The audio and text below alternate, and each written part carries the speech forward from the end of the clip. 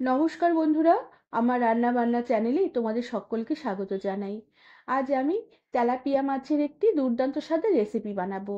আজ আমি বানাবো তেলাপিয়া মাছের তেল ঝাল। সাথে মাছে আমি অল্প করে আলু দেব। আর এই তেলাপিয়া মাছের তেল ঝালের রেসিপিটি গরম ভাতের সাথে খেতে অপূর্ব লাগে। রেসিপিটি তোমাদের সম্পূর্ণ দেখার অনুরোধ রইল। আর ভালো লাগলে একটি লাইক, শেয়ার আর সাবস্ক্রাইব করে দেবার অনুরোধ রইল। তার সাথে যারা আমার ফেসবুক পেজ থেকে দেখছো তাদের পেজটিকে ফলো করে দিয়ে ভিডিওটি লাইক শেয়ার করে দেবার অনুরোধ রইল। প্রথমে আমি এখানে কয়েক পিস তেলাপিয়া মাছ নিয়েছি।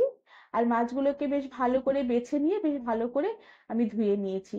মাছ ধুয়ে নেবার পরে মাছ জল ঝরিয়ে নিয়ে মাছে আমি পরিমাণ মতো নুন দিয়ে দিলাম, আর তার সাথে অল্প করে একটু হলুদ গুঁড়ো ছড়িয়ে দিলাম।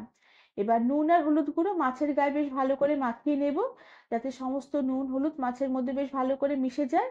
আর এরপরে এই নুন হলুদ মাখানো অবস্থায় মাছগুলোকে আমি কিছুক্ষণ রেখে দেবো, যাতে মাছের ভিতরে বেশ ভালোভাবে নুন ঢুকে যায়। আর এইভাবে নুন আর হলুদ গুঁড়ো মাছের গায়ে বেশ ভালো করে মাখিয়ে নেবার পরে মাছগুলোকে এইভাবে কিছুক্ষণ আমি রেখে দেবো। আর এরপরে আমি মাছগুলোকে রান্না করব।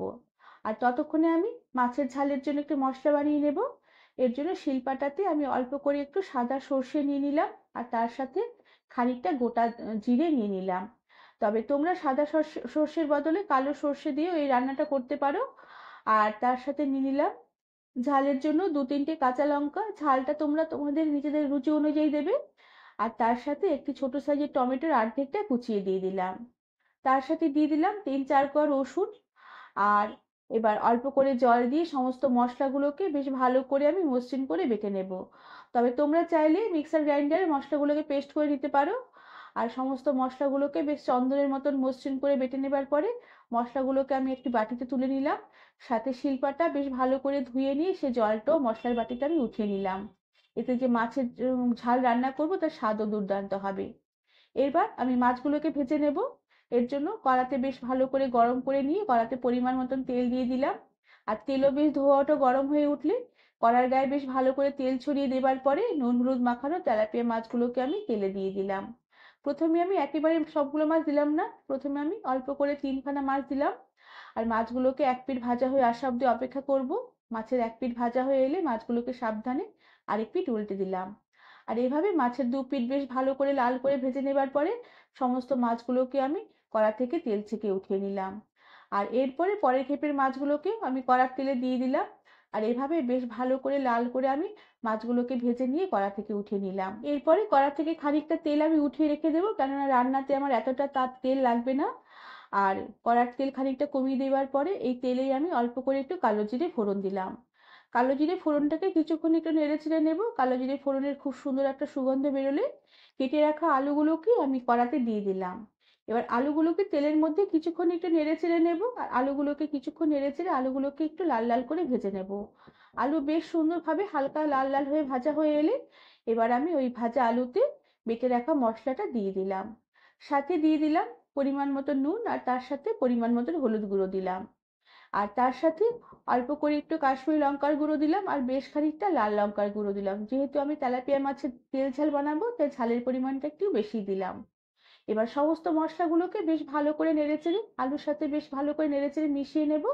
আর এরপরে এতে অল্প করে সামান্য পরিমাণে একটু জল দিয়ে বেশ ভালো করে নেড়েচেড়ে মিশিয়ে নিয়ে গ্যাসের আঁচ কমিয়ে দিয়ে ঢাকা দিয়ে রেখে লো আঁচে কিছুক্ষণ মশলাগুলোকে আমি রান্না হতে দেব।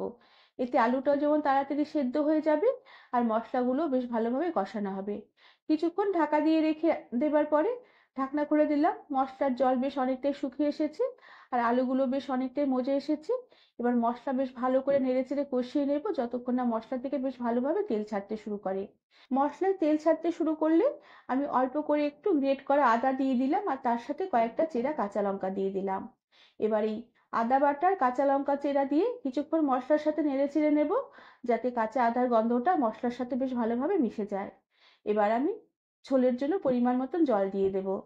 তবে জলের পরিমাণটা আমি খুব একটা বেশি দেব না, কেননা আলু ভাজতে ভাজতে আর কষাতে কষাতেই মশলার সাথে অনেকটা সেদ্ধ হয়ে গেছে। আর যেহেতু মাছের তেল ঝাল বানাবো বানাবো তাই ঝোলের পরিমাণটা অল্প করে দিলাম। এবার ঝোলটাকে দিয়ে বেশ ভালো করে নেড়েচেড়ে মিশিয়ে নিয়ে ঝোল ফুলাতে কিছুক্ষণ ফুটতে দিলাম। ঝোল বেশ ভালোভাবে কিছুক্ষণ ফুটিয়ে নেবার পরে এবার আমি গ্যাসের আঁচ কমিয়ে দিয়ে ঢাকা দিয়ে রেখে লো আঁচে কিছুক্ষণ মাছের ঝোল রান্না হতে দিলাম, যাতে আলুগুলো তাড়াতাড়ি বেশ সেদ্ধ হয়ে যায় আর মাছের ঝোলটা বেশ ভালো করে ফুটে ওঠে। আর এভাবে কিছুক্ষণ ঢাকা দিয়ে রেখে মাছের ঝোল রান্না করে নেবার পরে আমি এবার তেলাপিয়া মাছগুলোকে ঝোলে দিয়ে দিলাম। আর সমস্ত তেলাপিয়া মাছগুলোকে ঝোলে দিয়ে ঝোলের মধ্যে একটু উল্টে পাল্টে দিলাম, যাতে মাছের মধ্যে ঝোল বেশ ভালোভাবে ঢুকে যায়। এরপরে আমি গ্যাসের আঁচ কমিয়ে দিয়ে ঢাকা দিয়ে রেখে লো আঁচে কিছুক্ষণ মাছের ঝোল রান্না হতে দিলাম। কিছুক্ষণ মাছের ঝোল রান্না করে নিয়েছি। এরপরে ঢাকনা খুলে দিলাম। ঝোল বেশ অনেকটাই ঘন হয়ে এসেছে, আর আলুগুলো খুব ভালোভাবে সেদ্ধ হয়ে গেছে, আর মাছও বেশ অনেকটাই মজে এসেছে। এবার মাছগুলোকে ঝোলের মধ্যে আবার একটু সাবধানে উল্টে পাল্টে দেবো। আর নুনের পরিমাণটা এই সময় আমি চেক করে নেব। যদি মাছের ঝোলে নুন লাগে এই সময় অল্প করে একটু নুনের ছিটে ছড়িয়ে দিয়ে দেওয়া যেতে পারে। এবার আমি ওপর থেকে একটু তাজা ধনেপাতা কুচি ছড়িয়ে দিলাম। এই তাজা ধনেপাতার গন্ধ এই তেলাপিয়া মাছের তেল ঝালের স্বাদ অনেক গুণ বাড়িয়ে দেবে। এবার ধনেপাতা কুচি এই ঝোলের মধ্যে বেশ ভালো করে একটু চেপে চেপে মিশিয়ে দেব। আর এরপরে আমি ঢাকা দিয়ে রেখে আরো কিছুক্ষণ আমি রান্না করে নেবার পরে গ্যাসের আঁচ বন্ধ করে দিয়ে ঢাকা দিয়ে আরো কিছুক্ষণ স্ট্যান্ডিং টাইমে রেখে দেবার পরে আমি কড়ার ঢাকা খুলে এই তেলাপিয়া মাছের তেল ঝালের রেসিপিটি সার্ভ করে দেব। বন্ধুরা, আমার আজকের এই তেলাপিয়া মাছের তেল ঝালের রেসিপিটি তোমরা এইভাবে বানিয়ে দেখতে পারো। গরম গরম ভাতের সাথে খেতে দুর্দান্ত লাগবে। রেসিপিটি তোমাদের ভালো লাগলে একটি লাইক, শেয়ার আর সাবস্ক্রাইব করে দেবার অনুরোধ রইল।